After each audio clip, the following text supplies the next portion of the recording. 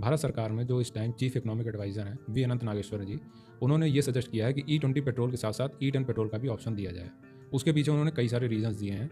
उन कई सारे रीजंस में से एक रीज़न ये है कि करीब 7 से 8 करोड़ व्हीकल ऐसे हैं, मेनली टू व्हीलर्स, जो कि कार्बोरेटर बेस्ड फ्यूल सिस्टम पे चल रहे हैं, जो कि फ्यूल इंजेक्टर बेस्ड सिस्टम पे नहीं चल रहे हैं। मेनली BS3 व्हीकल्स या BS4 के इनिशियल स्टेज वाले जो व्हीकल हैं वो। तो इन व्हीकल में दिक्कत आने के चांस ज़्यादा हैं। और साथ ही साथ ऐसे व्हीकल्स की फ्यूल लाइन या फिर रबड़ के पार्ट्स या गैस्केट्स, इनको बदलना इतनी बड़ी मात्रा में प्रैक्टिकली पॉसिबल नहीं है। तो उनका ये कहना है कि जब तक ऐसे व्हीकल्स की लाइफ पूरी नहीं हो जाती तब तक आपको E10 का ऑप्शन देना चाहिए। देर से ही सही, लेकिन धीरे धीरे अब ढंग की आवाज़ें खुल के सामने आने लगी हैं E20 को लेकर। E20 खराब फ्यूल नहीं है, लेकिन उसको जिस तरीके से इम्प्लीमेंट किया गया है या जिस तरीके से थोपा गया है वो तरीका ख़राब था। और खासकर एक जो हमारे मंत्री थे, उनकी जो जिद थी कि मैं सब में इथेनॉल मिला डालूंगा, उनकी वो जिद सब पे भारी पड़ी। पब्लिक पहले भी यही डिमांड कर रही थी और अब भी यही डिमांड कर रही है कि E20 के साथ साथ E10 पेट्रोल का ऑप्शन दिया जाए।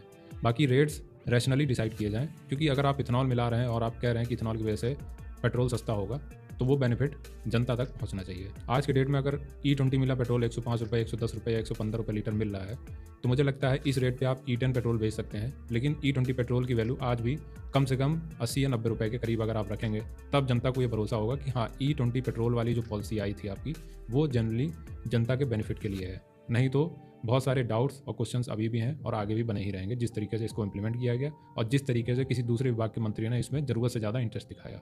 अभी तो केवल चीफ इकोनॉमिक एडवाइज़र ने ही इस टॉपिक पे कुछ रैशनली बोला है। उम्मीद है आने वाले टाइम में आपको और भी ऐसी बहुत सारी आवाज़ें सुनने को मिलेंगी। बाकी नितिन गडकरी और हरदीप सिंह पुरी से यही रिक्वेस्ट है कि जनता को ऐसे इग्नोर ना करें, उनके जो भी कंसर्न्स हैं उनको प्रॉपर्ली एड्रेस किया जाए।